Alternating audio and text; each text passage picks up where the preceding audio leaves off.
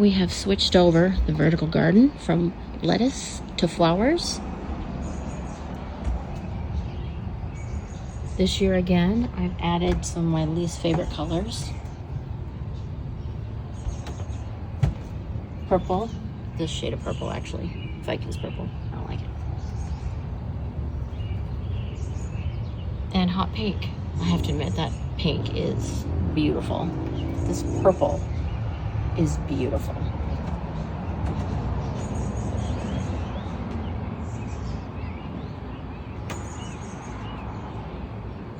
This vertical garden is beautiful.